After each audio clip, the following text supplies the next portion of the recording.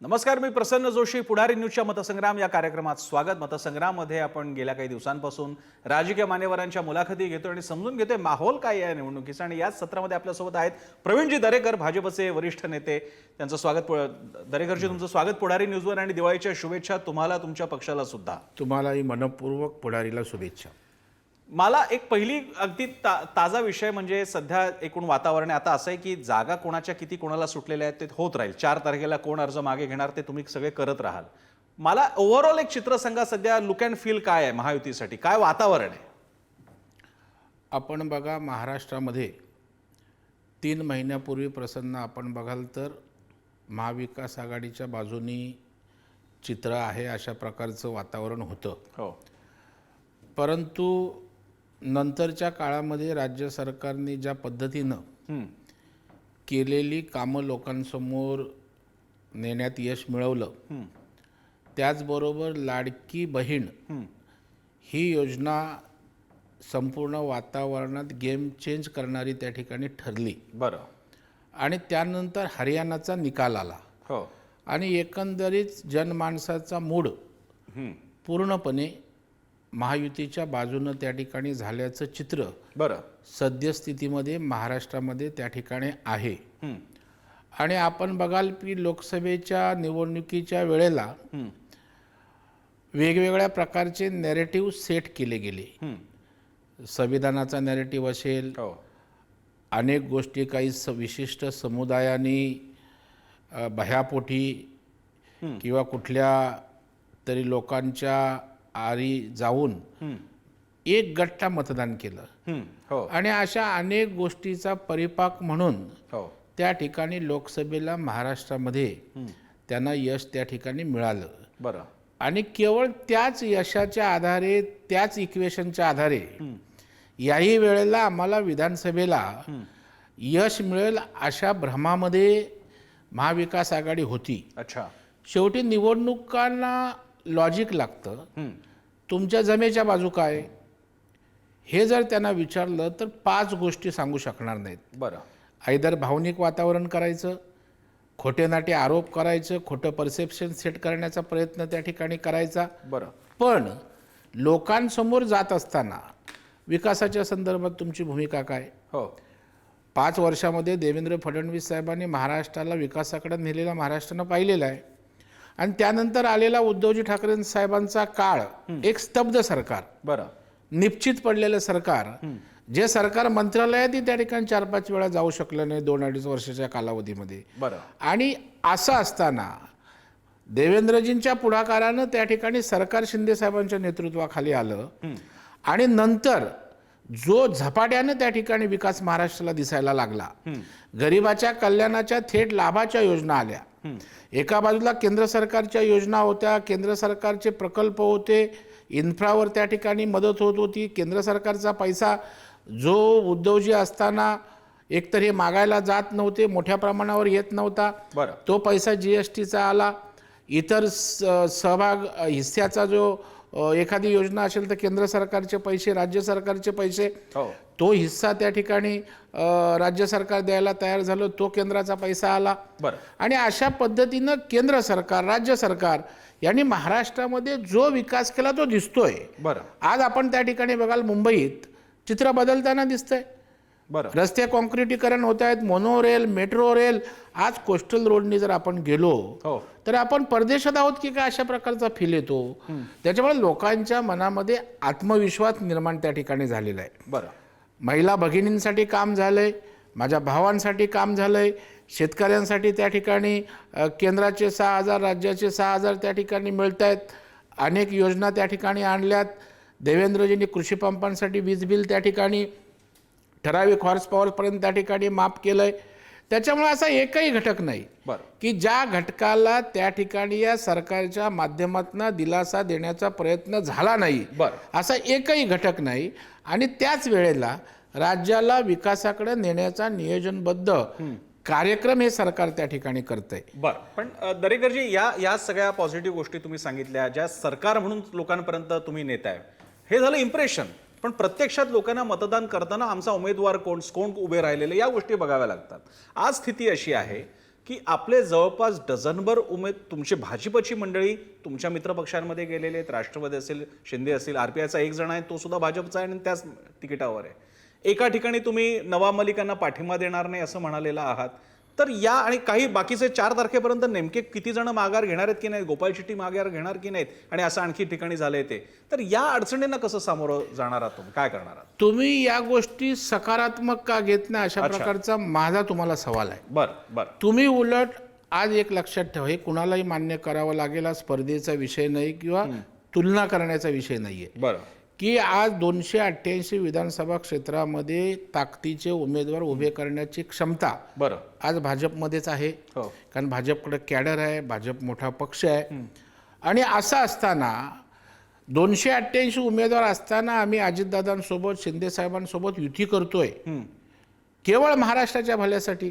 बरं. मग असं असताना आज उदार मनानं आज आमचे कार्यकर्ते त्या ठिकाणी नाराज होणार आहेत, तरी काही मतदारसंघ सोडले. इतकंच नाही तर जे मतदारसंघ त्या ठिकाणी दादा किंवा शिंदे साहेबांकडे गेलेत त्यांना उमेदवार पण आम्ही दिलेत. बरं. आमचं चिन्ह नसताना एवढं औदार्य एवढ्यासाठी त्या ठिकाणी दाखवलेलं आहे की आपल्याला महाराष्ट्रामध्ये महायुतीचं सरकार आणायचं आहे. बरं. म्हणजे आम्ही त्या ठिकाणी आमच्या 288 मध्ये कमळ जाणार का, आमचे उमेदवार नाराज होणार का, याचा विचार न करता शेवटी पक्ष ही व्यवस्था कशासाठी आहे, लोकांसाठी आहे. आम्ही कोण आमदार, खासदार, मंत्री व्हावं यापेक्षा लोकांना सरकारच्या माध्यमातून काय देतोय हे लोकांसाठी महत्त्वाचं आहे. आणि म्हणून भारतीय जनता पार्टीने मोठी भूमिका त्या ठिकाणी निभावलेली आहे.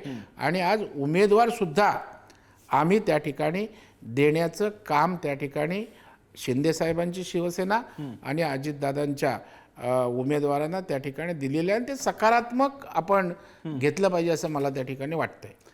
दरेकरजी, या पार्श्वभूमीवरती आणखी सुद्धा काही घडामोडी आहेत. त्याच्यातला एक भाग म्हणजे एकीकडे तुम्ही योजना, जसं लाडकी बहीण योजना ही सगळ्यात मोठी गेम चेंजर म्हणून महायुतीची मानली जाते. आत्ता प्रत्यक्ष त्याचं कन्व्हर्जन हे मतांमध्ये होईल. अनेकदा लोकप्रिय योजना किंवा सभेला जमणारी गर्दी आणि प्रत्यक्ष मतदान याच्यात एक द्वैत बघायला मिळालेलं आहे. पण इथे लाडकी बहीण योजना, हे खरं आहे की मध्य प्रदेश, राजस्थानमध्ये अशा पॉप्युलिस्ट योजनांना चांगलं यश मिळालेलं आहे. तुम्ही त्याचा प्रभाव कसा पाहताय? एक लक्षात ठेवा, योजना तर अनेक लोक आणतात, हो, परंतु त्या योजनेचं प्लॅनिंग आणि ते चिरकाल टिकणारी असायला लागते. आपण बघाल, काँग्रेसने लोकप्रिय घोषणा केली, कर्नाटकला योजना बंद केली. हो. आमचं सरकार मध्य प्रदेशात व्यवस्थित त्या ठिकाणी योजना चालू आहे. बरं. आणि आजही आम्ही आपल्या माध्यमातून महाराष्ट्रातल्या जनतेला मी आश्वस्त करतो. अर्थात CM DCM दोन्ही यांनी सांगितलं आहे की योजना आम्ही त्या ठिकाणी टिकवणार आहोत. आपण बोलताय की योजनेचा खरं आहे की बऱ्याचदा असं काय होतं, योजना येतात, विकास कामं करतो, परंतु त्याचं मतात रूपांतर होतच असं नाही आहे. परंतु मी महाराष्ट्रभर त्या ठिकाणी फिरलोय. बरं. विशेषतः लाडक्या बहिणींचे जे मेळावे होते ते अनेक मेळावे मी त्या ठिकाणी अटेंड केलेत. बरं. आणि त्या महिला भगिनींच्या चेहऱ्यावरचा जो भाव आहे तो मला वाटत नाही की त्या ठिकाणी ते आपल्या भावाला आशीर्वाद देणार नाही. मी नांदेडला त्या ठिकाणी गेलो होतो, लोहा कंदारला. 10 ते 15 हजार महिला बरं त्या ठिकाणी उपस्थित होत्या. आणि मी सभा भाषण झाल्यानंतर मी मुद्दाम त्या महिलांमध्ये फिरत होतो आणि ते समोरून सांगत होते बरं की बाबा आमच्यासाठी एवढी योजना आहे, तुम्ही सांगा शिंदे साहेबांना, तुम्ही सांगा देवा भाऊना की आम्ही तुमच्या मागे आहोत. हा उत्स्फूर्त फील जो आहे ना, आता 2-5% राजकीय कोण भडकावतील, काही लोकांना त्या ठिकाणी वेगळ्या मार्गाने नेण्याचा प्रयत्न होईल. मी तुम्हाला सांगतो 95% त्या ठिकाणच्या माझ्या महिला भगिनी ह्या आपल्या सरकारला आशीर्वाद देईल आणि त्यांच्या भावाचं सरकार आणतील. याचं कारण काँग्रेसनी जी भूमिका या महिला लाडक्या बहिणींच्या बाबतीत घेतली ती त्या ठिकाणी अत्यंत चुकीची आहे. बरं. त्यांनी एकतर टीका केली, पैसे कुठनं आणणार, सरकार त्या ठिकाणी दिवाळखोरीत निघालंय, आणि दुसऱ्या बाजूला बोलतात आमचं सरकार आलं की आम्ही वाढवून देऊ. अरे एकीकडे बोलता पैसे नाही, बरं, दुसऱ्या बाजूला वडेट्टीवार की नाना पटोलेंचा एक कार्यकर्ता कोर्टात जातो, ही योजना थांबवतो. त्याच्यामुळे महिलांना माहीत आहे की आमची योजना अव्याहतपणे पुढे जर जायला पाहिजे असेल तर हे सरकार टिकलं पाहिजे. जर हे सरकार टिकलं नाही आणि महाविकास सरकार आघाडीचं सरकार आलं तर आम्हाला जो आधार, आम्हाला जे पाठबळ या भावाने दिलेले आहे महायुतीच्या सरकारचे, ते निघून जाईल. कारण आपण आज केवळ ती योजना, केवळ निवडणुका यापुरतं आपण या योजनेकडे बघता कामा नये. एकच मिनिट मला द्या. हो या योजनेच्या माध्यमातून आपण लाईव्ह माझ्या भगिनींच्या मुलाखती ऐका. हो कोणाचे फी भरायला पैसे कमी होते, कोणाला डॉक्टरकडे औषधं आणायला नव्हती, कोण घरगुती छोटा व्यवसाय करते. म्हणजे संवेदनशील भूमिकेतनं सुद्धा या योजनेकडे बघितलं पाहिजे. बरं. आज त्या बहिणींना मोठा आधार, कोण म्हणतं मी साडी घेतली, कोण म्हणते मला दिवाळीला मोठा आधार झाला. हे अत्यंत संवेदनशील अशा प्रकारची गोष्ट सरकारनं केले आणि हा आशीर्वाद, ही पुण्याई मला वाटतं महायुतीला पुन्हा बरं. ताकदीनं सरकार बनवण्यासाठी कामी लागेल. आणि मी तुम्हाला सांगतो, महायुतीचं सरकार आणण्यामध्ये माझ्या या लाडक्या बहिणी ह्या गेम चेंजर असतील, हे मला अत्यंत खात्रीनं नम्रपणे सांगावंसं वाटतं. दरेकरजी, महायुतीचं सरकार यायला अर्थातच आपण सगळे त्याचा प्रवक्तेपण आहे आणि समर्थन करालच, पण ते झाल्यानंतरचा आत्तापासून चर्चेतला मुद्दा म्हणजे चेहरा कोण.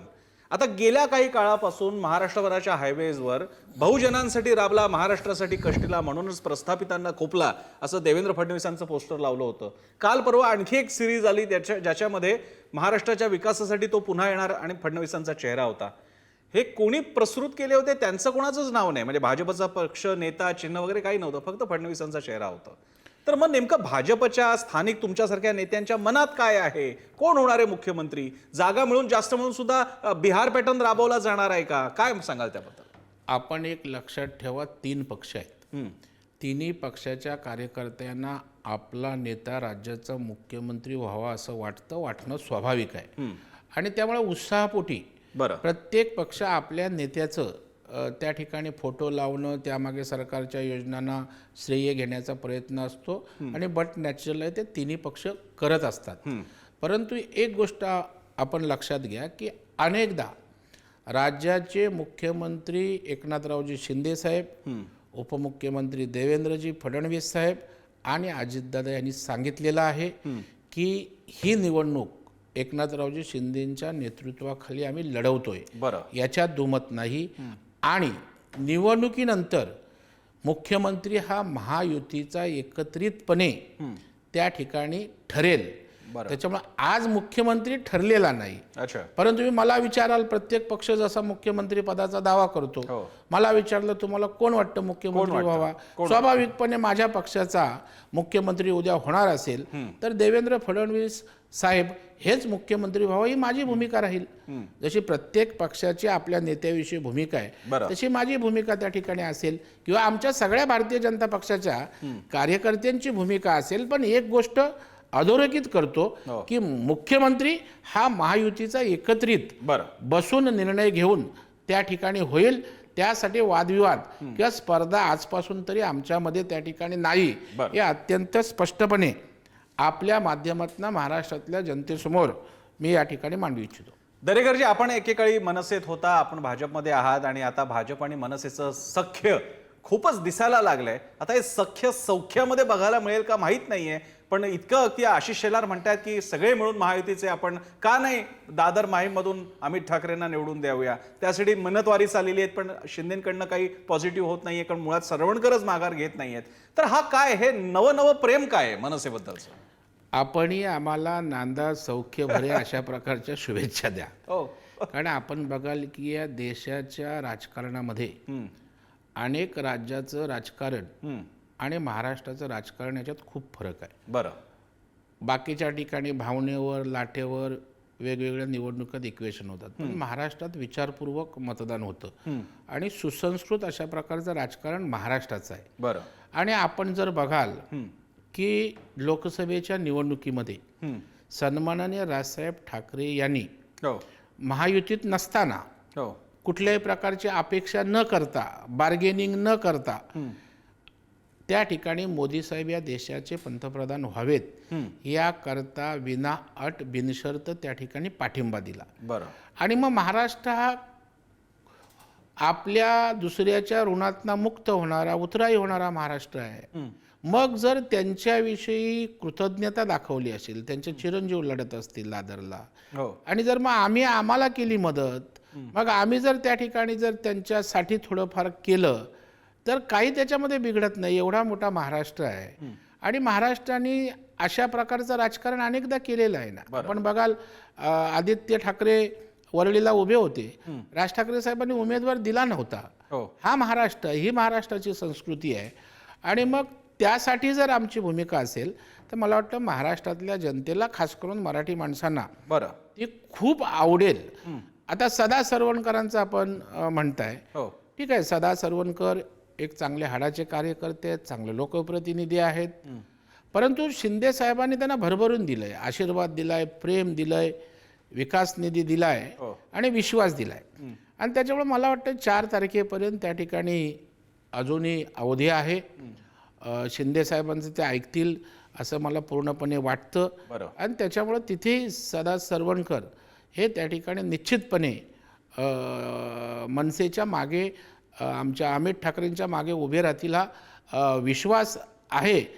आणि त्यामुळे आणि भारतीय जनता पार्टी किंवा देवेंद्रजींनी सुद्धा या संदर्भात सकारात्मक सूतोवाच केल्याचंही आपल्या सगळ्यांना त्या ठिकाणी माहीत आहे.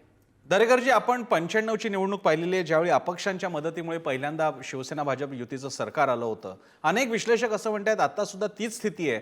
महाविकास आघाडी आणि महायुती जवळपास 120-130च्या आसपास किंवा 10 जागा कमी पुढे अशा प्रकारे जागा मिळवेल आणि साधारण 25 ते 30 अपक्ष किंवा छोटे पक्ष किंवा बंडखोर यांच्याच बळावरती हे सरकार येणार आहे. तुमचं या विश्लेषणाबद्दल काय मत आहे आणि अशा स्थितीत काय तयारी असेल? नाही, एक गोष्ट खरी आहे की बऱ्यापैकी या ठिकाणी अपक्ष यायची शक्यता नाकारता येत नाही. बरोबर आहे. जे आपण बोलतोय 85ला त्या ठिकाणी झालं होतं.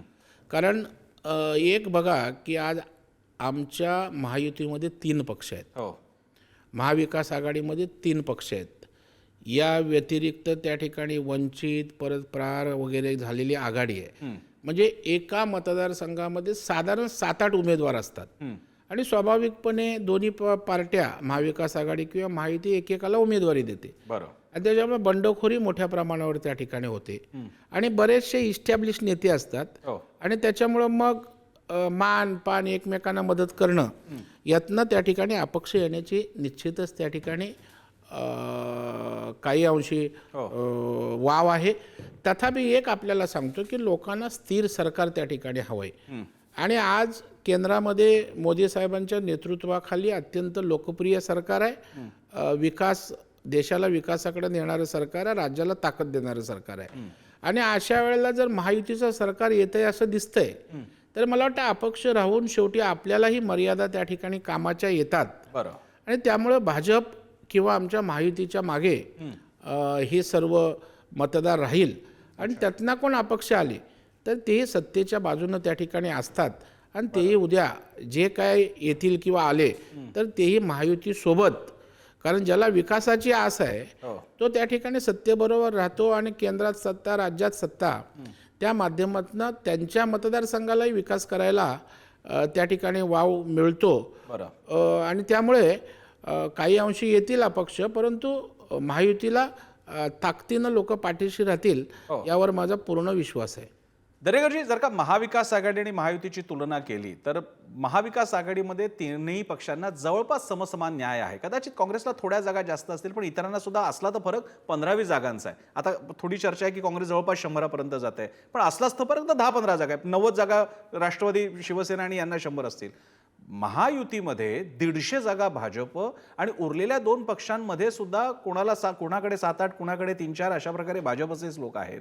तर भाजपचा हा जो वर्चस्व जाणवतो या युतीवरती, तर ही महायुती जरी म्हणायला म्हटली तरी सुद्धा सगळा पडद्यामागचे सूत्रधार भाजपच दिसतंय ताकद म्हणून. नाही, महायुती व्हायला सूत्रधारच भाजप आहे ना. त्याच्यामुळे पडद्यामागचं सूत्र आज जाहीरपणे त्या ठिकाणी सरकार बनवण्याकरता देवेंद्रजींनी पुढाकार घेतला महाराष्ट्राच्या विकासासाठी. कारण महाराष्ट्राचा विकास त्या ठिकाणी आज खुंटला गेला होता आणि त्यामुळे त्याच्यात काही प्रसन्न लपून राहण्यासारखं नाही आहे. बरोबर आहे. आता आपण बघा की तिन्ही पक्षांचं विश्लेषण करत असताना जागांचं, भारतीय जनता पार्टीचं 288 विधानसभा क्षेत्रामध्ये नेटवर्क आहे, कॅडर आहे, आमदार आहेत, माजी आमदार आहेत, कधी लढवलं आहे, कधी महायुतीत लढवलं आहे. आणि त्याच्यामुळं आमच्याकडे अवेलेबल कॅडर आहे, नेते आहेत.